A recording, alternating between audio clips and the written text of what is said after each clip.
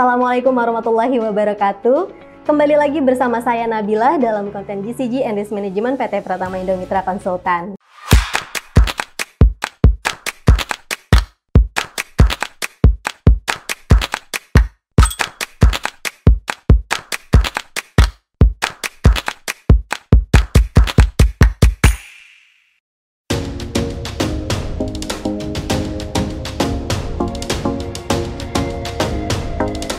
Teman-teman tahu nggak sih bahwasannya pada tanggal 16 Agustus tahun 2023 lalu melalui Kementerian BUMN telah mengeluarkan salinan keputusan Sekretaris Kementerian Badan Usaha Milik Negara Republik Indonesia nomor SK-12/MBU-08/2023 tentang pencabutan keputusan Sekretaris Kementerian Badan Usaha Milik Negara nomor SK-16/MBU-2012 tentang indikator atau parameter penilaian dan evaluasi atas penerapan tata kelola perusahaan yang baik atau good corporate governance pada badan usaha milik negara.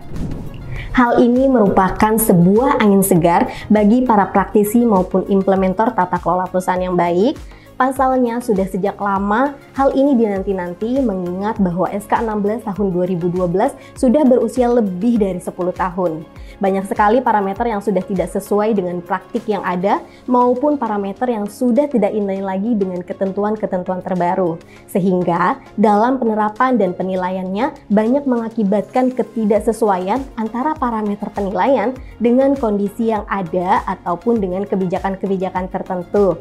Nah, salah satu contohnya adalah dalam parameter pengujian mengenai pengesahan RKAP, yang mana di dalam SK-16 tahun 2012 menyatakan bahwasannya pengesahan RKAP dilaksanakan paling lambat pada akhir tahun sebelum tahun anggaran berjalan. Namun di dalam anggaran dasar perusahaan dan juga yang diperkuat dengan adanya Per2 tahun 2023 menyatakan bahwa RKAP disahkan paling lambat yaitu 30 hari setelah tahun anggaran berjalan dan lain sebagainya. Nah, untuk itu perubahan ataupun pembaharuan dari SK-16 tahun 2012 ini tentunya sudah dinantikan sejak lama oleh praktisi maupun implementer tata kelola. Sebelum keluarnya SK-12 MBU tahun 2023 mengenai pencabutan atas SK-16 tahun 2012 lalu, Kementerian BUMN juga telah mengeluarkan Per2 MBU 03/2023 mengenai tata kelola dan kegiatan korporasi signifikan badan usaha milik negara, di mana kehadiran Per2 ini menderegulasi dari kebijakan-kebijakan sebelumnya termasuk Per 01 MBU 2011 mengenai penerapan tata kelola perusahaan yang baik atau good corporate governance pada badan usaha milik negara. Namun demikian, sayangnya pencabutan SK-16 tahun 2012 ini tidak dibarengi dengan keluarnya indikator atau parameter penilaian dan evaluasi atas penerapan GCG yang baru atau pengganti dari SK-16 tahun 2012 ini. Sehingga pertanyaan yang sering muncul dengan adanya SK-12 tahun 2023 ini mengenai pencabutan atas SK-16 tahun 2012. Lalu, parameter apa yang digunakan untuk melakukan penilaian ataupun asesmen atas penerapan tata kelola perusahaan yang baik bagi BUMN? Tentunya masih harus menunggu juknis selanjutnya. Selama belum ada instrumen pengganti, maka instrumen yang digunakan dalam pelaksanaan asesmen ataupun self-assessment GCG masih tetap mengacu pada SK-16 tahun 2012. Sementara lahirnya Per2 MBU 03/2023 merupakan deregulasi dari kebijakan-kebijakan sebelumnya. Nah, beberapa di antaranya sebagai berikut.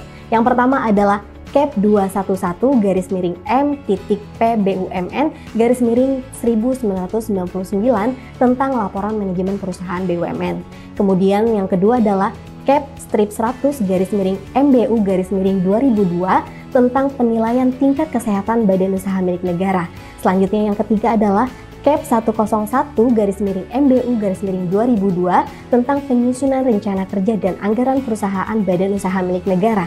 Kemudian yang keempat adalah Cap 102/MBU/2002 tentang penyusunan rencana jangka panjang badan usaha milik negara. Yang kelima adalah Per 04/MBU/2007 tentang penyampaian ikhtisar laporan keuangan perusahaan negara pada laporan keuangan pemerintahan pusat.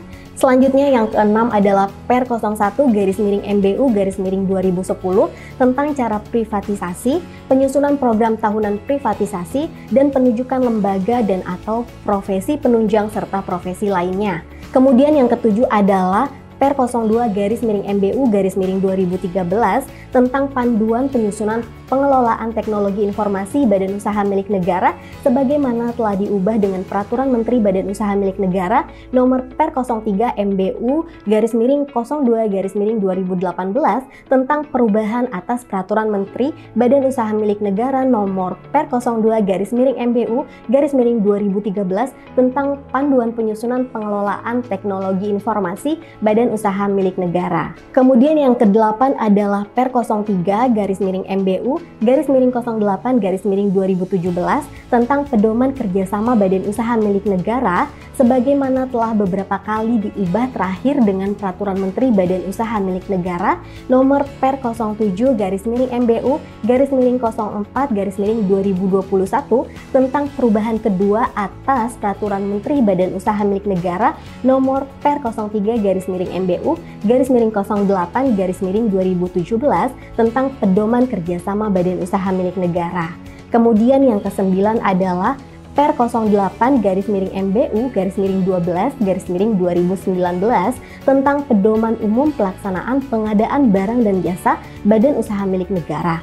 Kemudian yang ke-10 adalah Per 11/MBU/11/2020 tentang kontrak manajemen dan kontrak manajemen tahunan direksi Badan Usaha Milik Negara. Kemudian yang ke-11 adalah Per 1/MBU/03/2021 tentang pedoman pengusulan, pelaporan, pemantauan, dan perubahan penggunaan tambahan penyertaan modal negara kepada Badan Usaha Milik Negara dan perseroan terbatas. Selanjutnya yang ke-12 adalah Per 11/MBU/11/2020 tentang kontrak manajemen dan kontrak manajemen tahunan direksi Badan Usaha Milik Negara. Kemudian yang ke-13 atau yang terakhir adalah Per 1/MBU/03/2021 tentang pedoman pengusulan, pelaporan, pemantauan, dan perubahan penggunaan tambahan penyertaan modal negara kepada Badan Usaha Milik Negara.